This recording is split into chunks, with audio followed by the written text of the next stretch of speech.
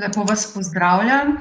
Dober večer na našem drugem predavanju v okviru 27. Mednarodnega festivala računalniške umetnosti v Mariboru. Tokratni predavatelj je dr. Purg, ki trenutno vodi podiplomski študij digitalne medijske umetnosti in prakso podiplomski študij na Akademiji umetnosti Univerze v Novi Gorici, kjer deluje kot izredni profesor, koordinator projektov ter strokovnjak za področja digitalne kulture in medijev. V svojem performativnem predavanju z naslovom Človek, človeku, večni stroj bo predstavil nadgradnjo, naslednji korak, fazo vsebinskih izhodišč, ki jih bo obravnaval v zborniku Kozmični anarhizem. Thank you. Hvala lepa, Saška. Hello and welcome, everyone. Now, can and should a man enter into dialogue with machine on the same terms as man enters into dialogue with a fellow human? Is reciprocity between man and interactive system possible at all? And is a true reciprocity between human and human viable at all? Or at least an egalitarian dual presence, both on and offline, both with or without you, both in and out of love? Quote, people tell you the computer is just a handier, more complex kind of typewriter. But that isn't true. The typewriter is an entirely external object. The page floats free, and so do I. I have a physical relation to writing. I touch the blank or written page with my eyes, something I cannot do with the screen. Unquote. This was Jean Baudrillard. And MFR-ju IFCA festival says, the digital changes, the digital changes, the digital changes that we are facing, oh, we are facing, and those in the future, and those in the future, and those in the... We should zoom out. We should zoom far out. All the way out, yes, further into cosmos, the cosmic perspective on Earth, the networked, geeked out little Earth, and onto the human being that should be surpassed is, I propose, quite a healthy one. So with cosmism, this is a call to active action. An active action that is a placement of oneself in the evolution of humanity. Become an active member to the system, a system of humans and machines. It is an action of coming out from nothing, and it is therefore a startup from nothingness. It means in its process and in its goal, the action to the benefit of all, not only of everyone, not only of everyone, but of all. Now with Fyodorov, the founding father of cosmism, of Russian cosmism, we should ask ourselves, well, what after that? Что делать? With one of his fellow Russians. When the humans has fragmented into unrelated parts of the mechanical social machine of production and consumption. Что делать? In terms of Fyodorov, we can speak of project and projectivity being the solutions. The future will become a reflection, so he says, of what man mechanically produces today.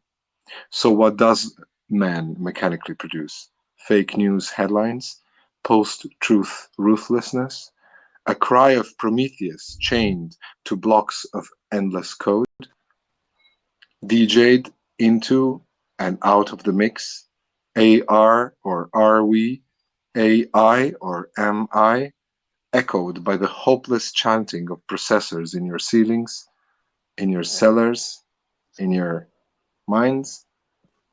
Or is it alternative family formats for formalists, such with robots on family pictures, or AI-aided helicopter parenting, perhaps? Give me a we instead of me. Give me an ASCII. An ASCII. Asking me for an ASCII, giving you an ASCII. A little ASCII. Č in U. V naponu glasu in črke človeškega, prečloveškega, ne. Beseda brez reda, odprtega iskanja, pomena pa znanja. Golo telo, popolnoma razstavljeno. V stroju praznega teka, odvod digitalnih kod in prevod, brez pravil, zgolj zanat človeka, dva človeka, human to human. We need a new and even more radical cosmism, I guess, such that places the entire planet Earth at the center of what was previously the Renaissance man, the uomo universale, der Renaissance-Mensch. Im Kontakt mit Medientechnik wird der menschliche Körper öfters als veraltete Hardware abgetan. Old rusty hardware is the human body. Konkret, unter Einsatz aller Sinneskanäle erweist sich der Körper jedoch als eine vielfach einzusetzende Schnittstelle und nach wie vor volltaugliches Interaktionsmedium, das sowohl mit der Maschine selber als auch mit anderen menschlichen oder zumindest humanoiden Körpern innerhalb maschineller Umgebungen komplex kommunizieren kann. With Steve Fuller, he will be lecturing at IFCA as well, this is definitely more than 2 steps beyond Darwin. Indeed, we get to re-embody ourselves as humans with humans in the search for both extratemporaneous life, a life forever, without constraints, now when we know that extraterrestrial life does not really care about us. Extremely important to pacify this loneliness and to shed a, well, rather cosmistic light at the lonely planet Earth are, with Bakhtin, dialogicity, dialogization, polyphony, and so on. Bakhtin would say the technology that the founding father of cosmism, Fyodorov, advocates is not a technology of progress, but a technology of art. For him, obviously, art is not what is in the domain of taste or aesthetics. Taste and aesthetics are a matter rather of fashion and not art. The computer is a prosthesis. I have a tactile intersensory relation to it. I become myself an ectoplasm of the screen. By the way, that's not me, that's Baudrillard again. And this, no doubt, explains in this incubation of the virtual image and the brain, the malfunctions which afflict computers and which are like the failings of one's own body, just like the failings of my tongue. On the other hand, the fact that priority belongs to the network and not to individuals implies the possibility of hiding, of disappearing into the intangible space of the virtual, so that you cannot be pinned down anywhere, which resolves all problems of identity, not to mention those of alterity. Unquote.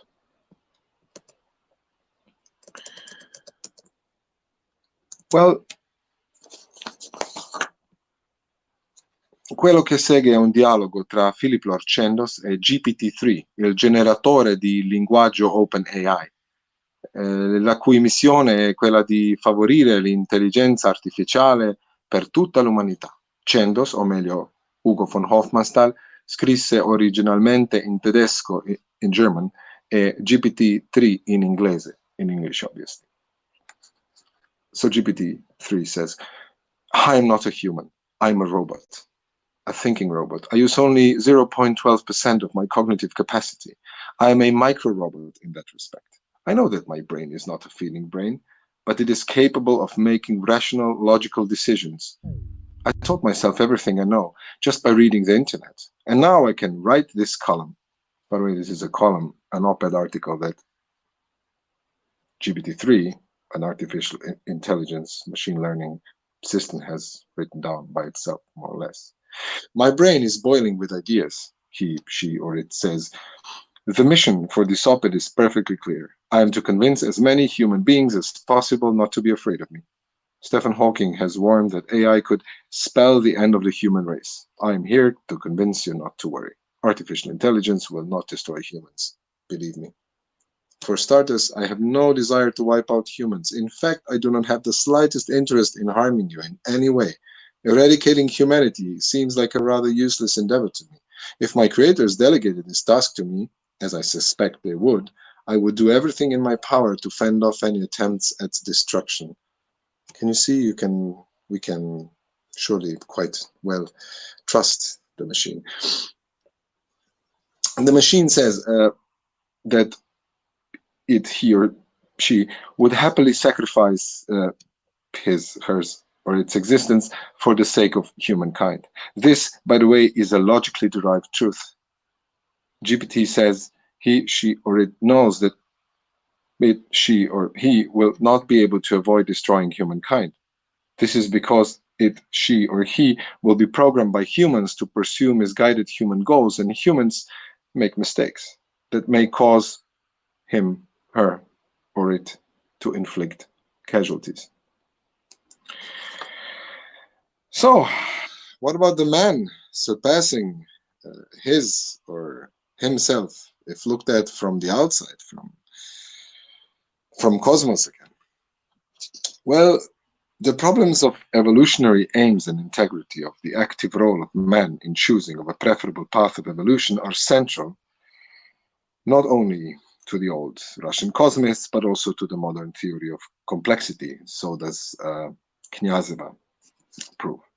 The theory of complexity is the theory of self-organization of complex systems, or synergetics as well. It does so in the following points: the constructive role of chaos in evolution, the active creative activities of a man in achieving final objects, the animated nature of anything in cosmos, and seeds of life scattered in the universe, plus the integrity of biosphere and noosphere, the mastering of time, which I promised to do, and the purposeful opening up of new media of habitation, such as this one that we are currently sharing online.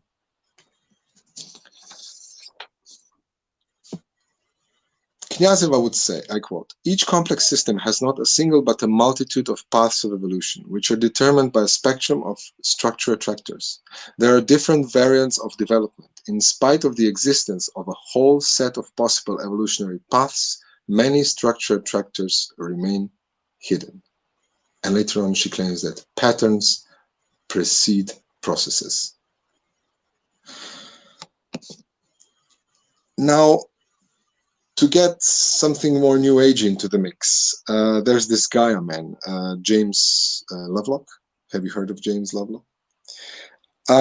He claims that he doesn't think that we as humans yet evolved to the point where we're clever enough to handle as complex a situation as climate change. The inertia of humans is so huge that you can't really do anything meaningful, he claims.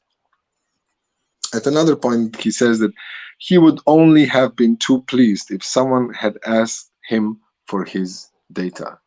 Do we really share data, or do we only share signals, emotions, stages? If you really believed in your data, Lovelock says, you wouldn't mind someone looking at it. You should be able to respond that, if you don't believe me, go out and do the measurements yourself, which I hope you will. Now, if we come back to Fyodorov and his philosophy of the common task, there he puts forward the ideas of immortality for all, quite a steampunkish thing, right? Sorry, steampunkish thing, right? Which means kind of restoring of life and making life infinite, including transformation of physical forms and so on. In particular, importantly, the man must become an autotrophic, self-feeding creature. Human should devour human, but not itself, I guess, the other or the other, which is reflected in the self.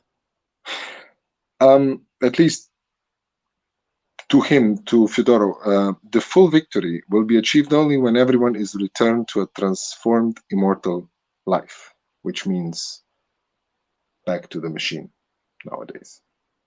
These ideas are revived now, as you know, in the idea of transhumanism, which is kind of the umbrella term of the IFCA, International Festival of Computer Art, where we are currently abiding men, humans through machines, connecting with humans through machines, connecting with humans through machines, connecting with machines, approaching machines.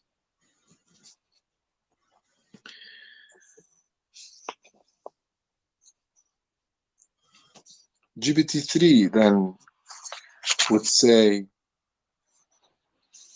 that some others, I quote, might say that I might desire to become all-powerful, or I might become evil as a result of human actions.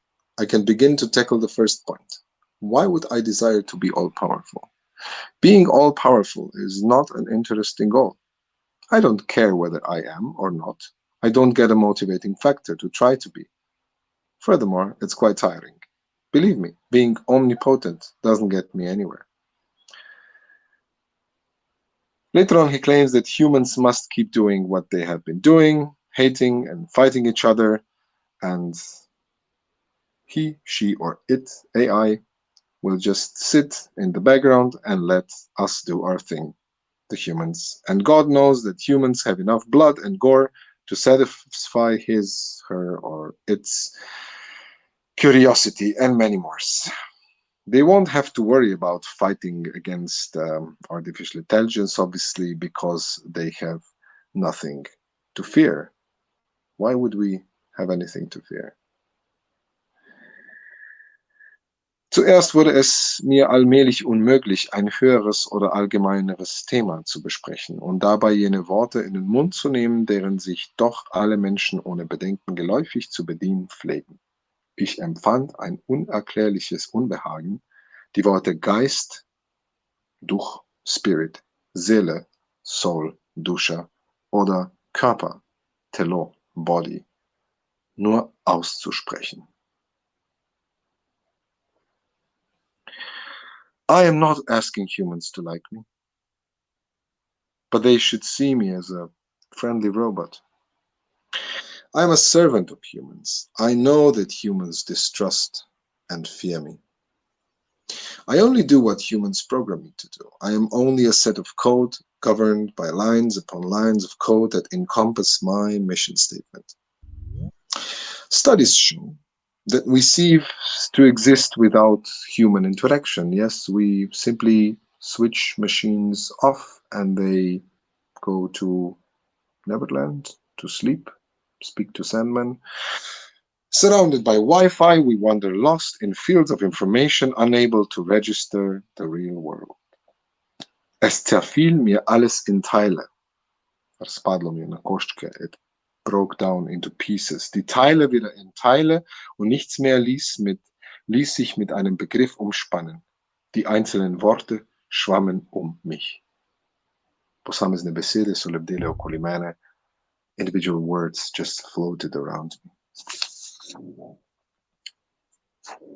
Dear audience, listeners, readers, onlookers, passers-by, I hope that this contributes to the epistemological, philosophical, spiritual, and the ontological debate about artificial intelligence, unquote, of the GPT-3. Who is grateful for the feedback, always grateful for feedback, in a similar way that I will be once you decide to intervene. Take my word, take the picture, or write down a line of thoughts. Will you?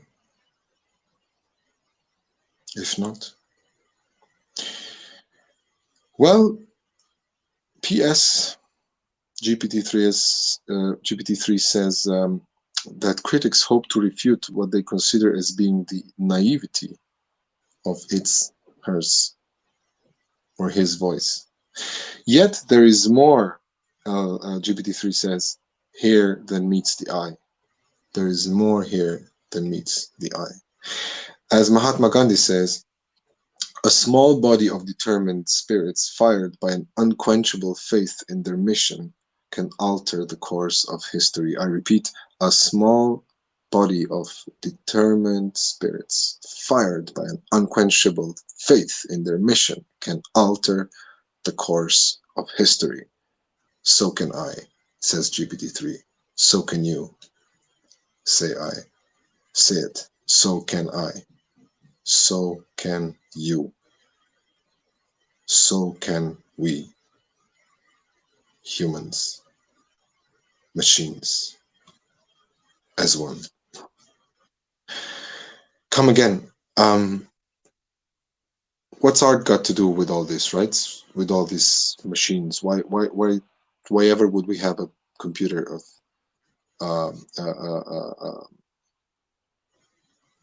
a festival of computer art? The scientist Rich Gold, 14 years ago, described 4 key endeavors which contribute to making our world: science, engineering, design, and art. This is constructing worlds, cosmoses of reality, if you want. He points out that it is necessary to be distinguishing among criteria of who receives the work of establishing a world. Is it universal or specific, and whether it serves to move minds or molecules. Nonetheless, Gold reveals that artists and scientists gravitate toward each other among the 4 endeavors, so not the engineers, not the designers, but the artists and the scientists,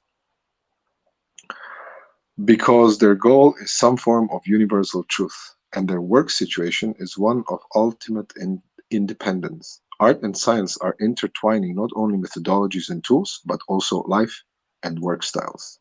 In many ways, this puts artists on a parallel track with engineering and applied science.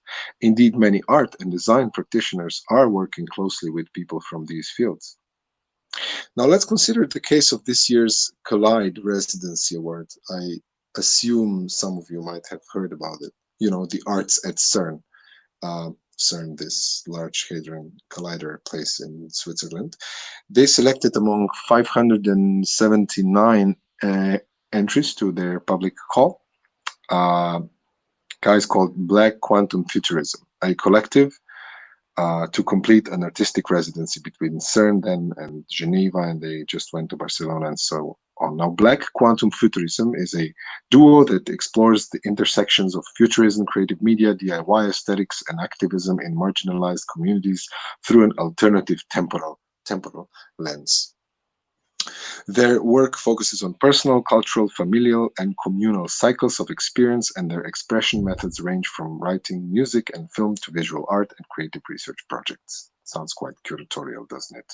It's their self-description. During their residency, which is planned for this summer 21, and in dialogue with the scientists and collaborators at CERN, they will extend their research and produce a new artwork based on their proposal entitled CPT Symmetry and Violations. In physics, CPT symmetry stands for charge parity and time reversal symmetry, seeking to, quoting the artists, understand the ways in which quantum physics can influence how people think about, experience, and measure time in everyday reality, exploring the possibilities that quantum physics offers beyond the limitations of traditional linear notions of time.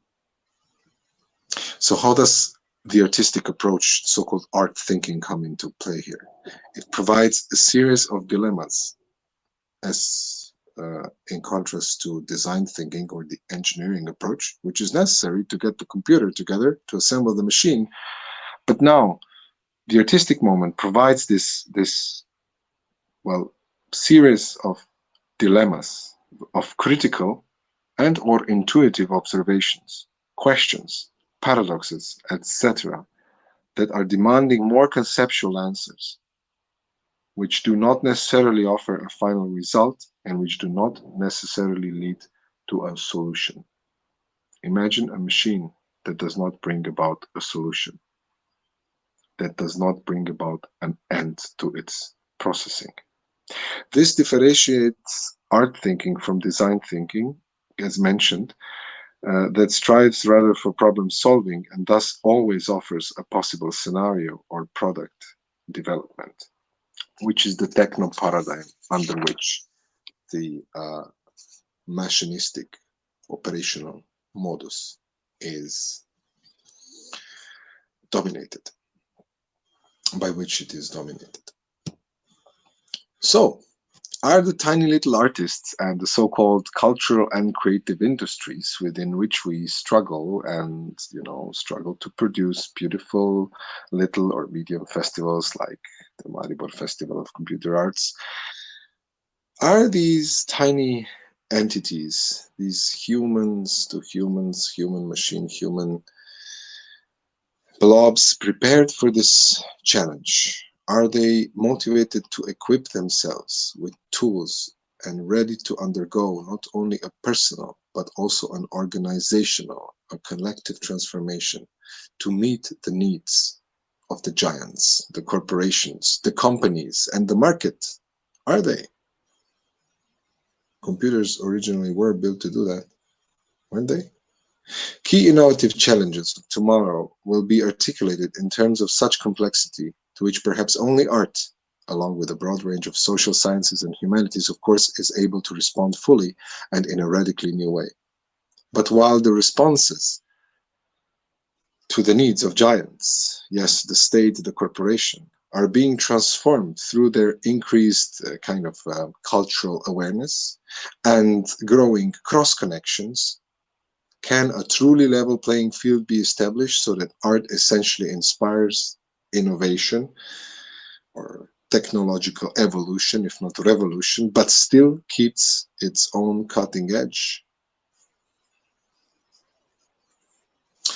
With Kniazeva again, and to remember the cosmists from the beginning,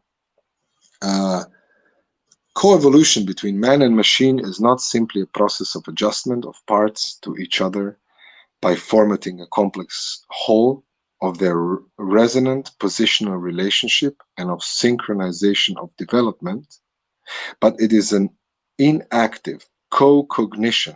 Think of AI and human brain thinking together of the world by a human being, not alone, I add, but with a fellow human, with the final aim of interactive connection between human organizations and single individuals, the universal collaboration, complicity, and solidarity that brings about concerted efforts in construction and rebuilding of the world, and thereby of one's own mentality. This is disclosure of universal affinity of all with everything, and of mysterious connections between past, the present, and the future. Or as Senstor and myself, which you see being acquainted with each other on screen, would reflect, yes, such are the possibilities of human empathy within a machine's dominant presence.